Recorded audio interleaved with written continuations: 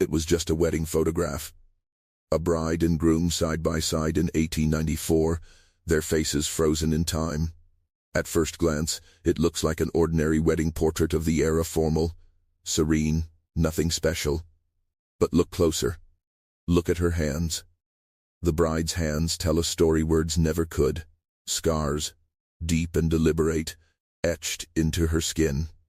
What happened to this woman? Why is she standing beside a man who by every law and custom of the time should never have been allowed to marry her? And why did someone hide this photograph for over 130 years? This isn't just a wedding photo. It's proof of something that was never supposed to be seen, a secret dangerous enough to cost them both their lives. Today, we finally uncover the truth. If stories like this move you, take a second to subscribe and hit the like button, because what comes next will change how you see American history. The demolition crew was due Monday morning. By Friday, the house would be nothing but rubble and memory. 11 years of legal battles, unpaid taxes, and bureaucratic neglect having finally sealed its fate. The Victorian mansion at the end of Oakwood Road in Natchez, Mississippi, once a symbol of Southern wealth, was about to disappear for good. Helen first saw the house on a humid afternoon in late August 2023. A senior archivist with the Mississippi Department of Archives and History, she'd volunteered to lead the final documentation effort before the wrecking crew arrived. Routine work, the kind she'd done dozens of times before. Photograph the rooms, catalog whatever remained, file the paperwork, move on to the next assignment. But this house felt different from the moment she stepped onto the warped porch. Something shifted in the air, the smell of rot and age mixing with the distant sweetness of magnolia blossoms drifting in from somewhere down the road. Inside, the walls were streaked with water damage, the floorboards groaning under her boots with every step, furniture toppled and broken where it had been left by whoever had lived here last. County records gave her a name, Dorothy. An old woman who died alone in 2012 with no children and no siblings to claim what she'd left behind. Just a house full of someone else's forgotten life, waiting for a wrecking ball. Helen moved through the first floor methodically, her camera clicking in the silence. Parlor, dining room, kitchen, nothing remarkable. Just the ordinary debris of a life that had ended and been quietly forgotten. It was the attic that changed everything. The stairs up were narrow and treacherous, several steps missing entirely. The wood soft with rot in places she didn't trust her weight to. Helen climbed carefully, her flashlight cutting through dust so thick it made her eyes water. Broken furniture, stacks of molding newspaper, a child's rocking horse missing one leg, and in the far corner, half buried under a collapsed shelf, a small leather trunk. She knelt beside it. The leather had cracked and peeled with age, but the brass latches still held. She worked them open slowly, fingers trembling with an anticipation she couldn't quite explain. Inside, wrapped in brittle newspaper dated 1932, was a photograph. She lifted it into the light. A white man in a dark suit, a black woman in a simple white dress. A date inscribed at the bottom, 1894. Helen's heart stopped. She didn't sleep that night. She sat at her desk in Jackson with the photograph propped against her monitor, unable to look away. The groom's jaw was set with quiet defiance, the bride's chin was lifted, her eyes carrying something that looked almost like triumph. But it was the hands that haunted Helen most. Under her magnifying glass, the detail was undeniable.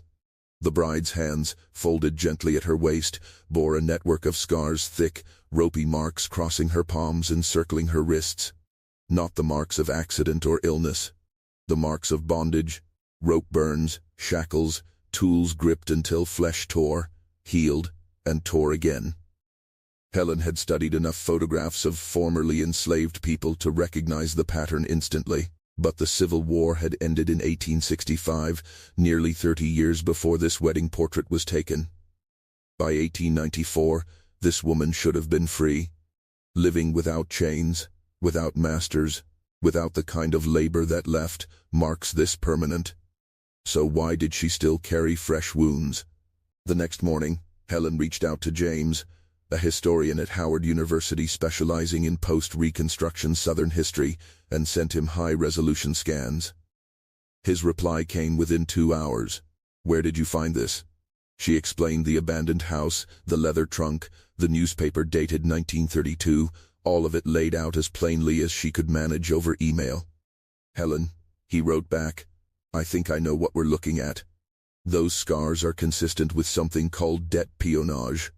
After the war, plantation owners found legal loopholes to keep black workers trapped on their land, sharecropping contracts with impossible terms, fabricated debts that could never be repaid, vagrancy laws that criminalized unemployment itself. On paper, these workers were free citizens. In practice, they couldn't leave. If they tried, they were beaten and dragged back. Some were worked to death, and the paperwork simply called it something else." Helen looked again at the photograph, the bride's hands, the groom standing beside her, steady and unashamed. "But she married him," she said. "She married the son of her captors." "That's what we need to understand," James replied. "Who was she? Who was he? And how did they end up standing together in that photograph, looking like that, in 1894 Mississippi?" The search had begun. It started with property records. Helen spent the next 2 weeks buried in the Natchez courthouse archives, deeds, tax filings, census records reaching back before the war. The Oakwood Road house had been built in 1887 by a family that relocated from Virginia after emancipation, having owned a cotton plantation and over 300 enslaved people there before 1865. Rather than rebuild in Virginia, they'd sold their old land and moved south, purchasing fresh acreage in Mississippi and rebuilding their fortune through sharecropping, a business run with an iron fist by the patriarch Cornelius, whose 3 sons, William, Robert, and Thomas, managed the daily labor, collecting debts, enforcing contracts, making sure no worker on the land could ever afford to leave. The 1870 census listed a girl named Eliza, 12 years old, colored, working as a domestic. By 1880, Eliza was 22, still classified as a servant, still bound to the very family that had once owned her ancestors outright. But the 1900 census told a different story entirely. Eliza was no longer listed as a servant. She appeared instead as the wife of Thomas, Cornelius's youngest son. With 2 children, Samuel and Grace, both recorded as mulatto. Helen sat back, pulse racing. The bride in the photograph was Eliza. The groom was Thomas. Somehow, impossibly, they had married, built a family, and defied every law and custom designed to destroy them both. But the census had been taken 6 years after the wedding photograph. What had happened in between, and how had this union survived in a world built to crush it? Helen needed the family's private papers.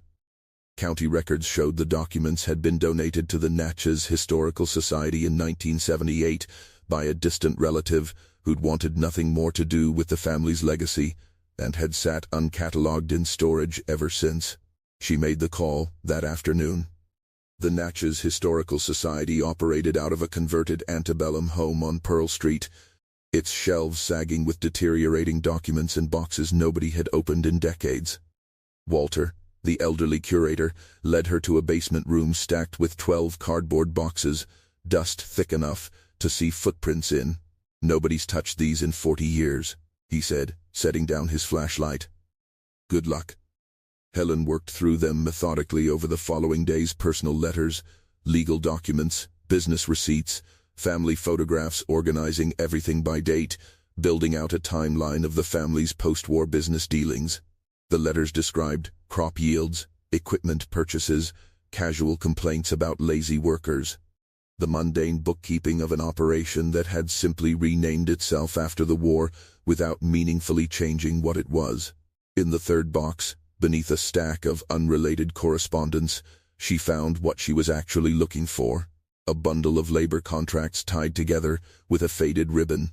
The pattern never varied. A worker signed on to labor the family's land in exchange for housing, food, and a share of the harvest, but the fine print told a different story entirely. Workers were charged for their tools, their lodging, their food, even the seeds they planted. Interest accumulated monthly, compounding faster than any harvest could outpace. Failing a production quota added penalties on top of that. And trying to leave before the debt was paid meant arrest for breach of contract, dragged back in chains by men who called themselves lawful. It was slavery in everything but the name on the paperwork. Among the contracts, Helen found Eliza's dated 1867, when she was 9 years old. The document listed her not as an enslaved person, since slavery was now illegal, but as a debtor. Her mother had died the year before, still owing the family money, and Eliza had inherited the debt, bound to the land until it was repaid. Helen ran the math against the contract's interest rates and penalties. It would have taken Eliza over 100 years to pay it off.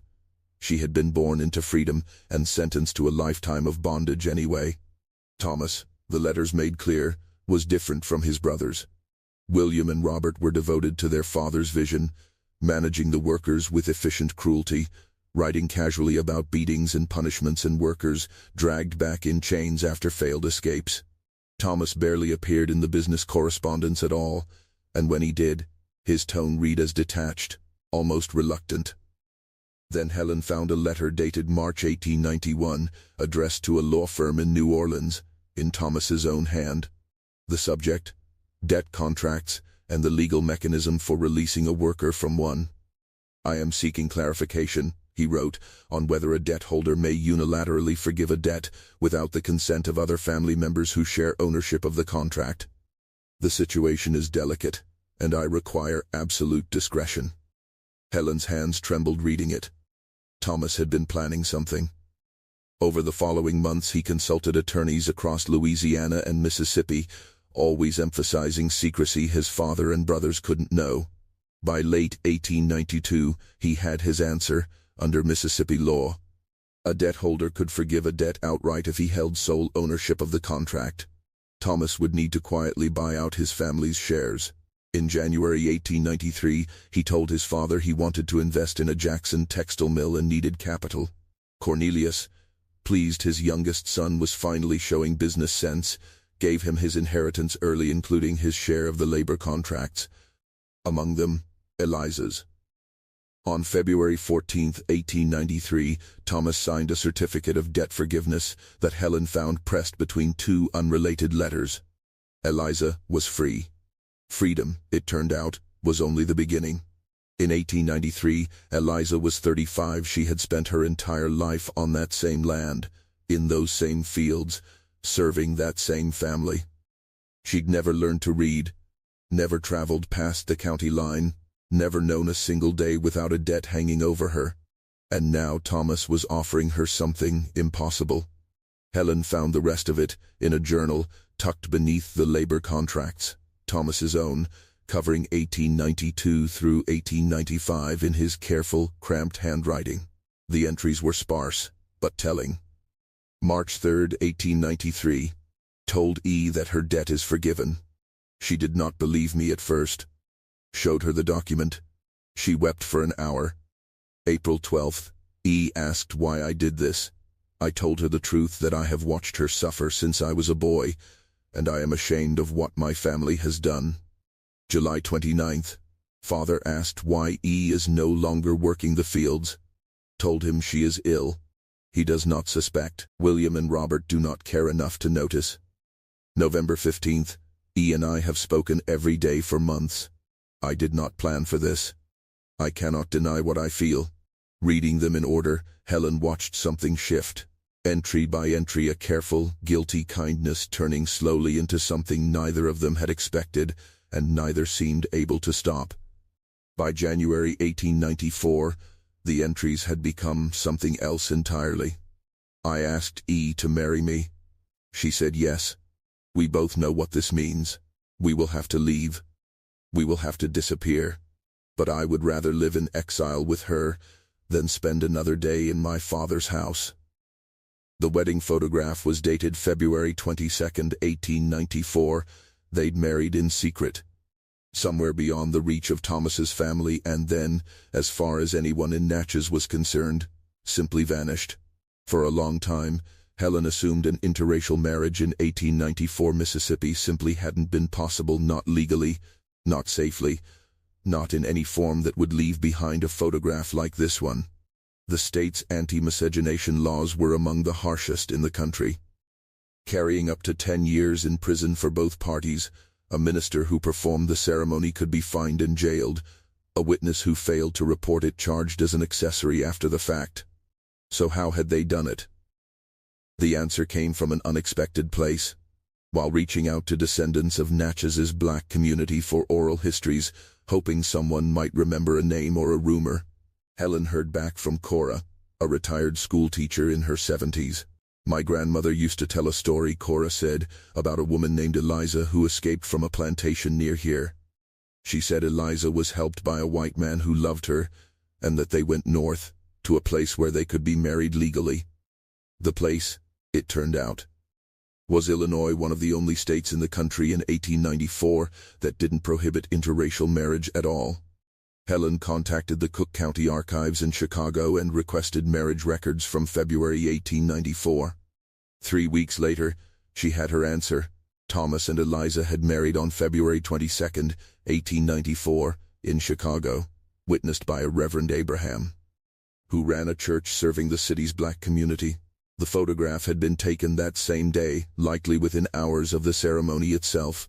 They had traveled over 700 miles through country, where discovery could have meant prison or worse for either of them, on a train where any curious conductor or fellow passenger might have asked the wrong question for a single piece of paper that made their marriage real in the eyes of the law, even if it would never be recognized a few hundred miles south.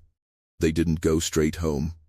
The 1900 census placed them back in Adams County with 2 children, but the years between told a fuller story, one Helen pieced together from the final pages of Thomas's journal.